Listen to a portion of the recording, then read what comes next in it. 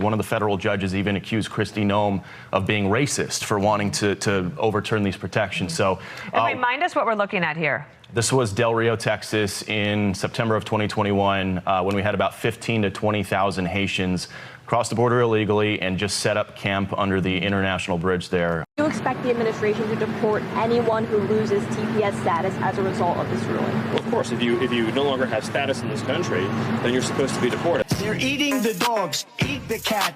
Eat the cat. So it was a huge day of victory for us in the Supreme Court. Got some key wins on the Second Amendment, which is always nice, but especially the issue of immigration, where what we can effectively tell you is that the entire legal framework that left-wingers and Democrats were using to facilitate illegal immigration and the border crises into this country basically all just came apart. It was disintegrated, it was destroyed by what the Supreme Court said. And this is important because when you think back to not just the Biden years, but even the Obama presidency, the ways in which Democrats tried to fight us in the first Trump presidency, that was all basically destroyed. And now we do have an open path forward to truly reverse the damage that was done and make sure we never go back. And we'll explain to you today why that is the case. But I also find it rather telling the actors who are upset over this, upset over the fact that they can no longer basically human traffic a bunch of Democrat voters into this country under the guise of asylum seeking or temporary protective status and all of the stuff you might remember they were using as an excuse to say it's not illegal migration, even though it clearly is, from just a couple of years ago. Because not only are the Democrats expectedly losing their minds, you know, oh no, there go our voters, there goes the diversity that's supposedly our strength or something like that. You know how these people are. But even a lot of the RINOs, some of the more squishy milquetoast Republicans, even they are saying, oh, maybe this ruling goes too far. Maybe this is not the answer, which I think always is a strong sign. Wow, this is a big right-wing victory, right? Because when you have the sore loser Republicans who are basically allergic to winning all of the time, it's very telling when we score actual victories. They're scared. They're saying, wait a minute, maybe we're winning too much. Literally tired of winning, right? Maybe this is going too far. And that's why I say this is actually a really big deal today, what happened in the Supreme Court. I don't think this is a minor case, something to be ignored whatsoever.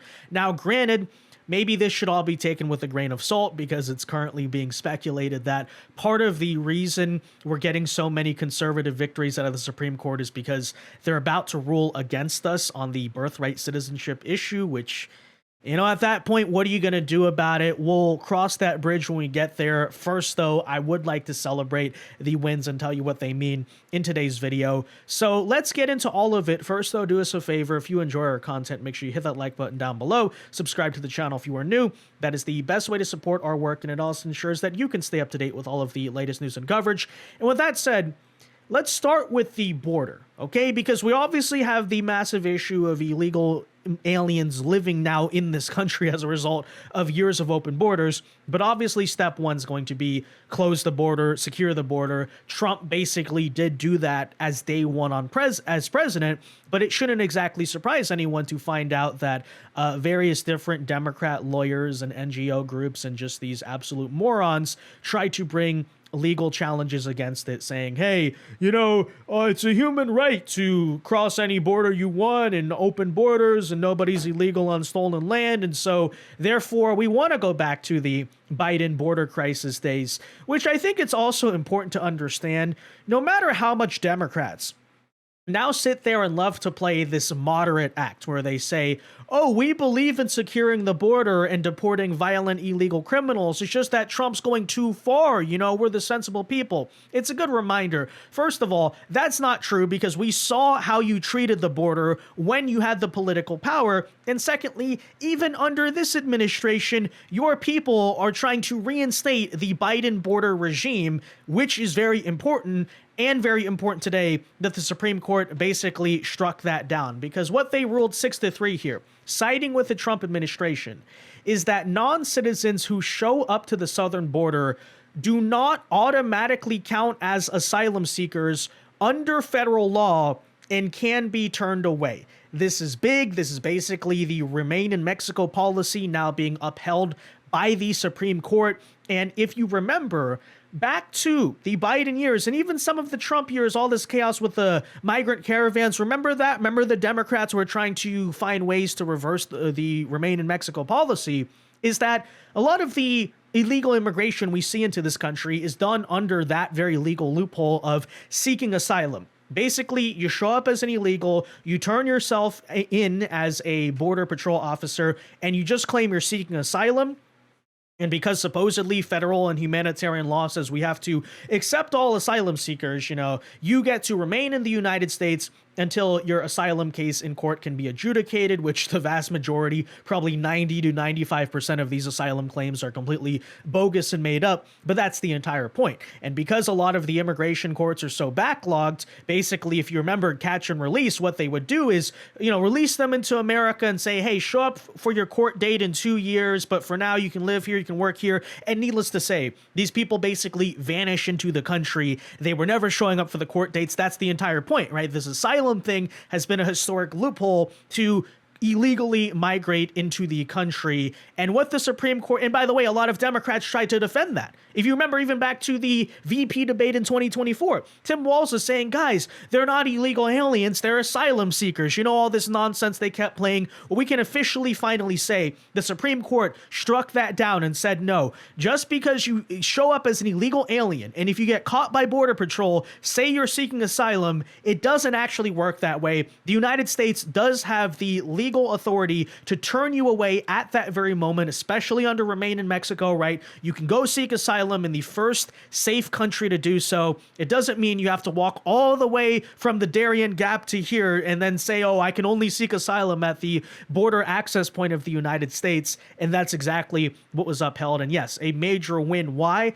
Because it will, going forward, likely, let's at least hope, unless, the current presidential administration wants to try to have the plan like Biden to import these people on purpose.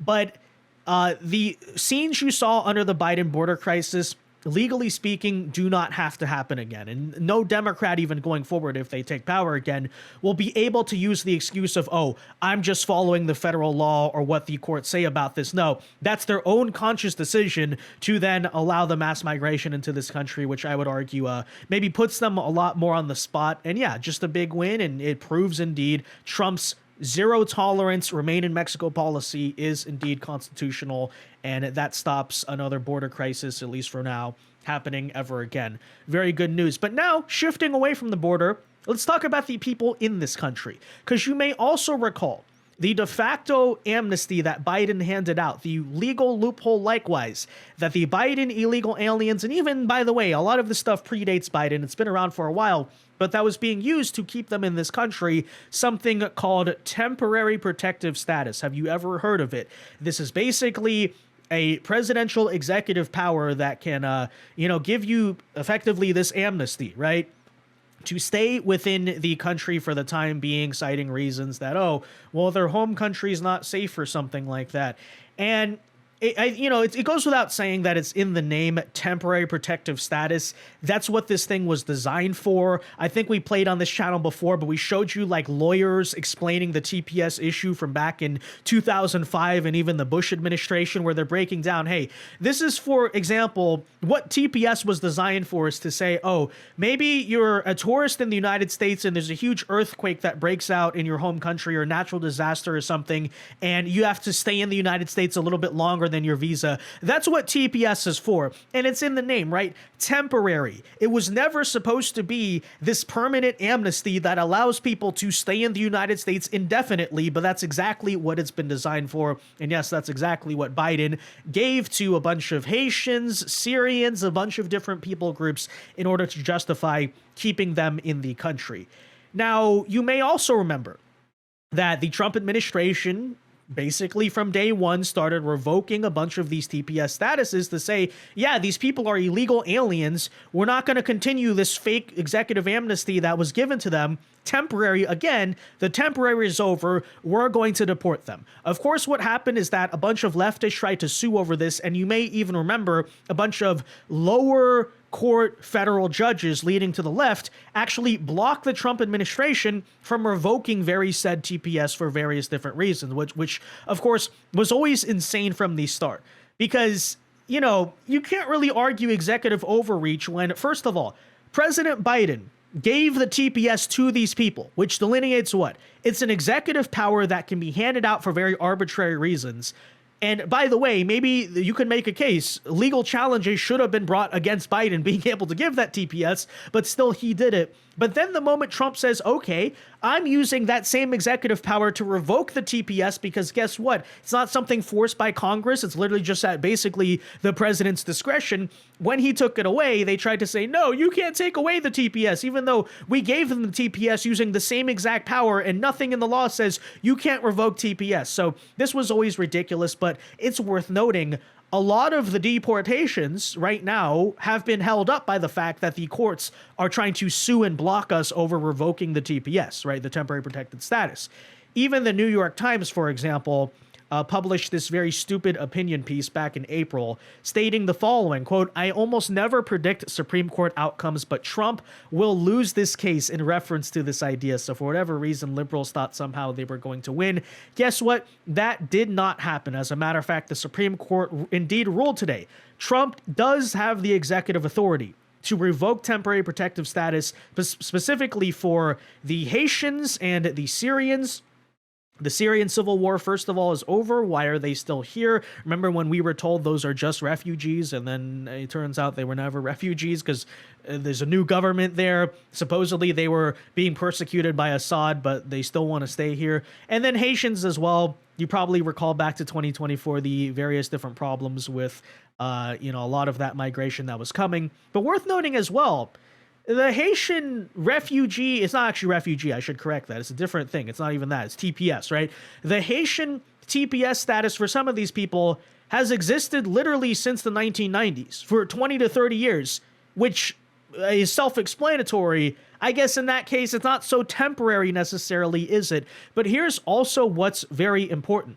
Not only did the Supreme Court say, hey, specifically the Haitian and Syrian TPS can go away, they ruled even further, and basically in the precedent they're setting, actually that the courts don't even have the authority to review TPS in the first place, which means going forward, it's not just about Haitians or Syrians. Whenever the Trump administration wants to revoke the TPS, no future basically legal challenges can be brought going forward. So basically, the Supreme Court not only said this specific set of TPS can go, it also said further judicial obstruction on the de facto amnesty being given to illegal aliens will not be allowed to take place anymore. Take a listen. Party to review the secretary's determination regarding designating status, removing the status, or extending the status. And the language is very clear. And so Justice Alito wrote the opinion, and he said that basically all of the arguments that the litigants had weren't even, quote, sound, because they don't even have the authority to review what the secretary has determined.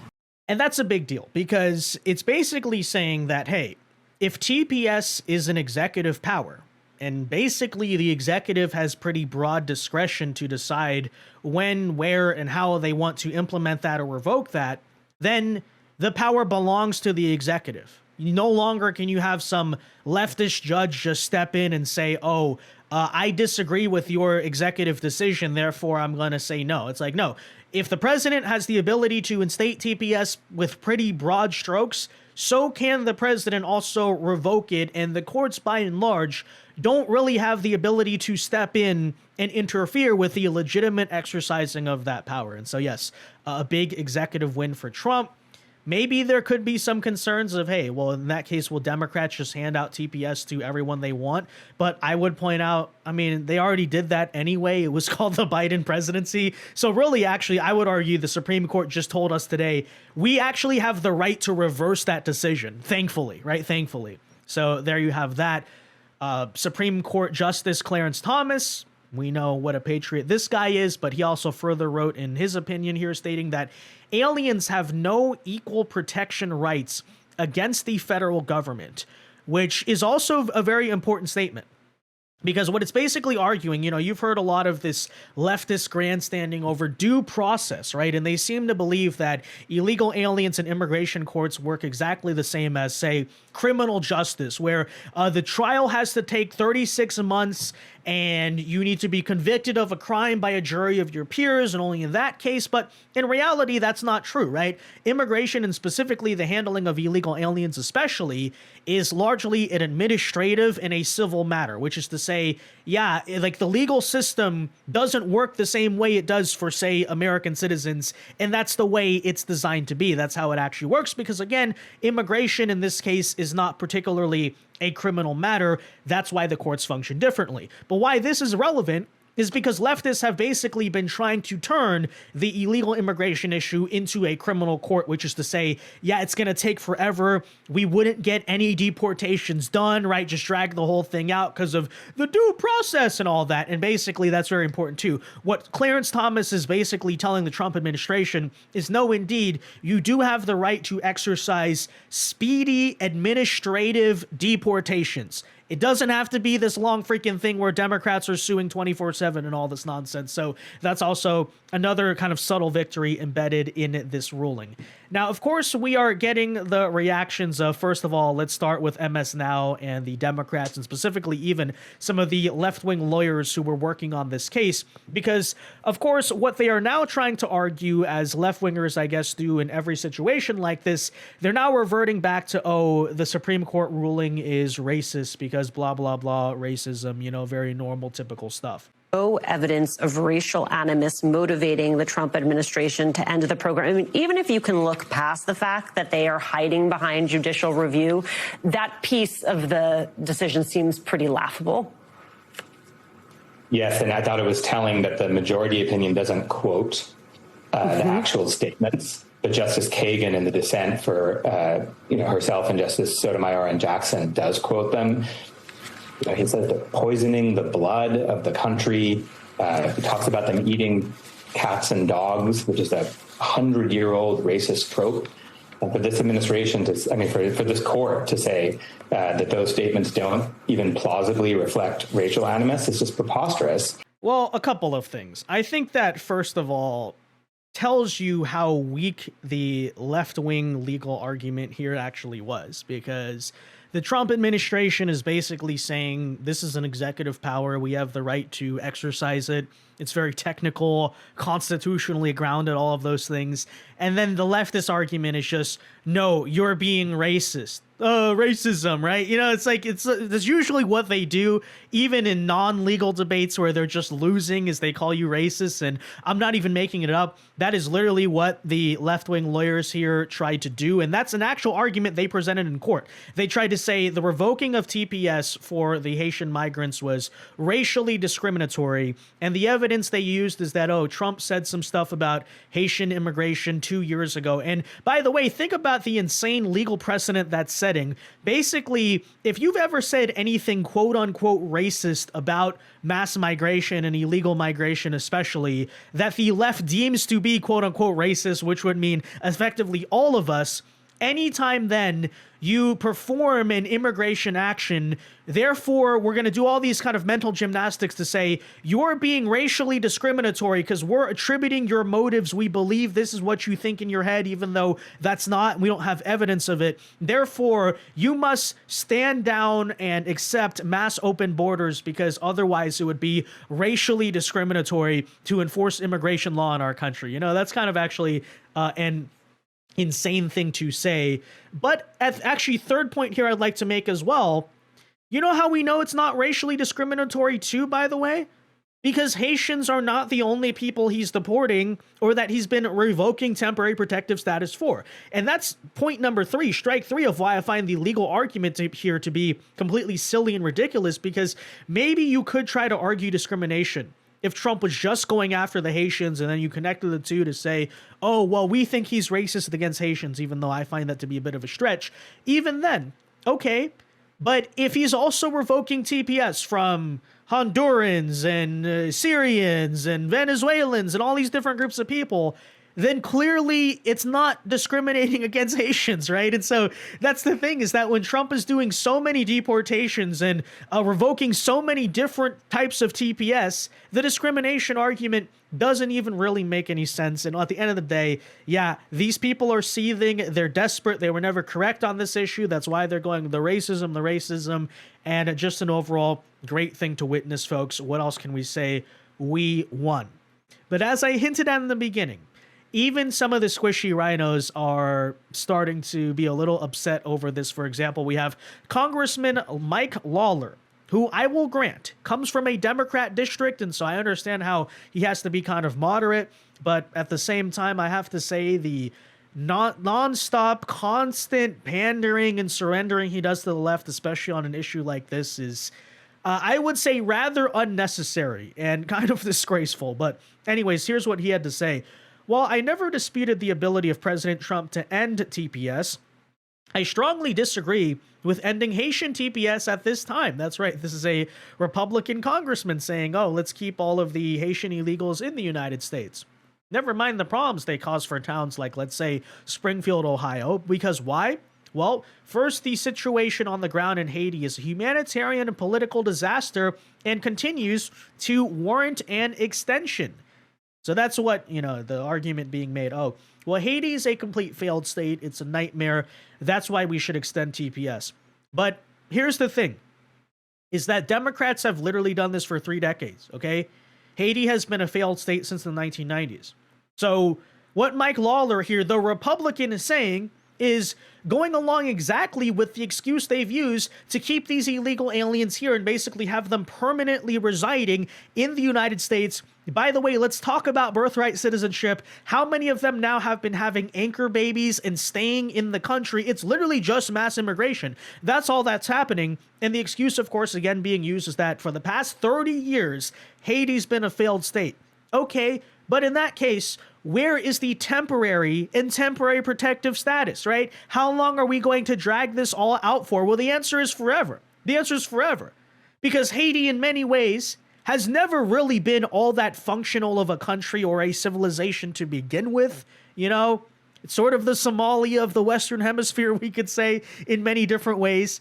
Nothing in the immediate, there's very little, frankly, you could do to make that civilization work somehow. So the long story short, the point being made is they want these people to stay here forever. And they're just going to keep on using TPS as an excuse. What we're saying is that's not going to happen anymore. By the way, these Haitians, folks, are not even classified as refugees. That might give them some legal protection or even valid asylum seekers. No, they're literally just illegal aliens that we keep using this TPS power to keep them in the country for. And by the way, how did many of these Haitians, especially under the Biden administration, come into the United States of America?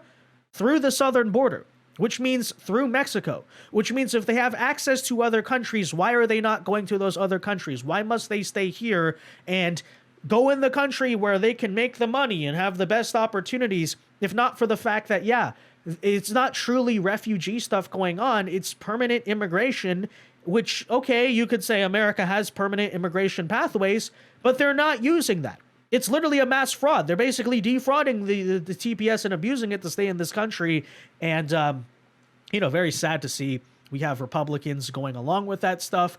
But at the same time, it just further vindicates me, hey, this is a real, actual victory. When we win so big again that we even make the squishy RINOs who are like, oh, what about my re-election? As if, by the way, Mike Lawler, first of all, let's be real, you're probably going to lose anyway. I'm not rooting for you to lose, to be clear, but that's kind of an electoral reality this year. But then secondly, how many Haitians even live in your district, dude? Is this something that's going to save you politically? I don't exactly think that's the case, but hey, when these types of people are even thinking we went too far, it usually means we scored a massive victory. And that is indeed, as a matter of fact, what Stephen Miller and the Trump administration are announcing today. Immediately, now that this TPS is gone, deportation of Haitian illegal aliens starts immediately, which we haven't been able to do thus far because of the obstruction of the courts. Do you expect the administration to deport anyone who loses TPS status as a result of this ruling? Well, of course, if you no longer have status in this country, then you're supposed to be deported. And in particular, in the case of the Haitians, the Biden administration flew over vast numbers. It's hard to know the exact number, but probably more than 1 million illegal immigrants from Haiti. That's not counting the border crossings into the United States. So these are people who've only been here for a few months, who are receiving welfare, whose all their ties, all their social connections, all their family is back in their home country of Haiti. And of course, that's where they should go. And yeah, part of the reason why these rulings are so important is that they're now effectively unleashing the Trump administration and arguably its full potential, or even maybe just something closer to that, on deportations.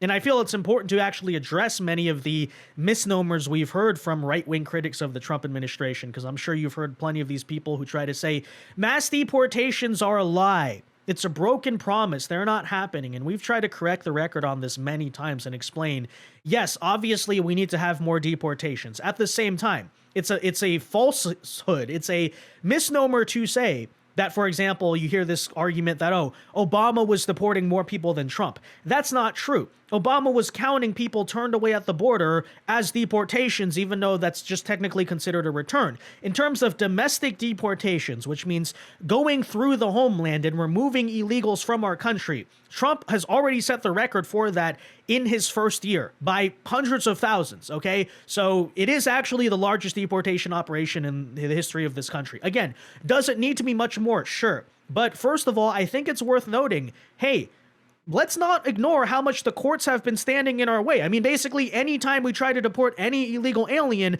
the Democrats try to sue, and it's this whole huge battle. And so I think it's worth also being fair and having a good faith conversation and saying, look, this is also what the administration is up against. They're fighting hard in the courts. Ultimately, they're winning, but that's basically a whole year we lost due to these different TPS battles, and that's something that's important to point out as well. But what I'd also like to note is that, you have also heard this type of talk that, well, after Minneapolis, the Trump administration caved. They surrendered. Why? Because Israel is more important than deportations. All these sort of talking points that you hear from the seethers and very often the Israel-obsessed type of crowd on the right wing. And I'd also point out, that's not true either.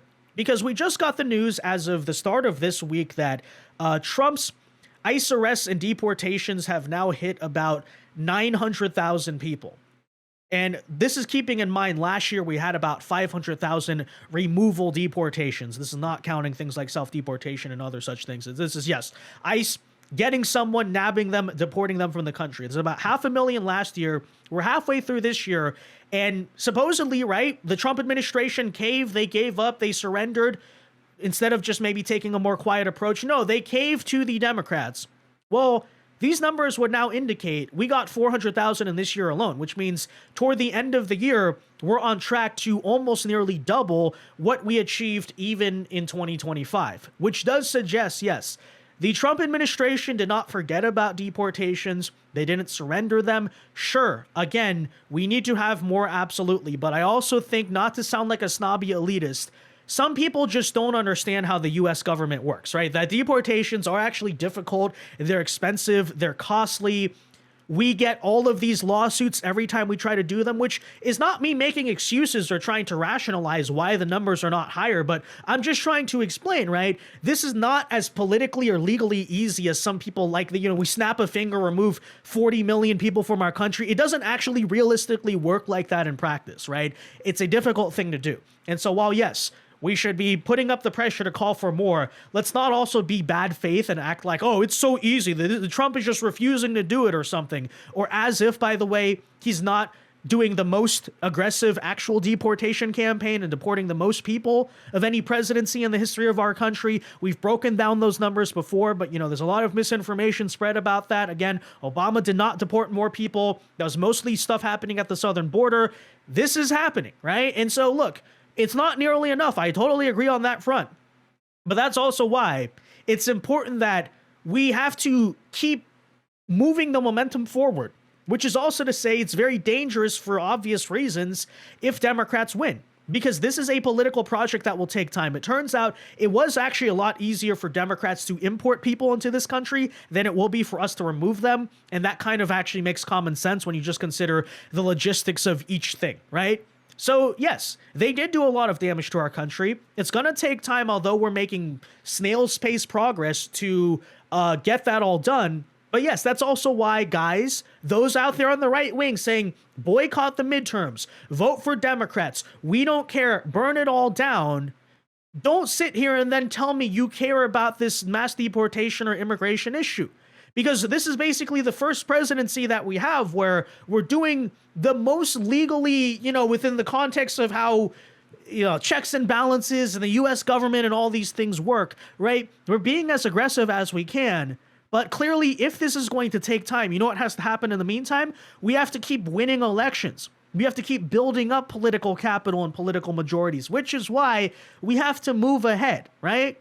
So just please keep that in mind. And, I think a lot of the excuses, a lot of these people who are anti-Trump now on the right for whatever pet project reason that they have, typically, again, they'll use this lack of mass deportation thing as an excuse, right? As this misnomer to say it's not happening. That's why the difference between Trump and Kamala is nothing, because where's the deportations?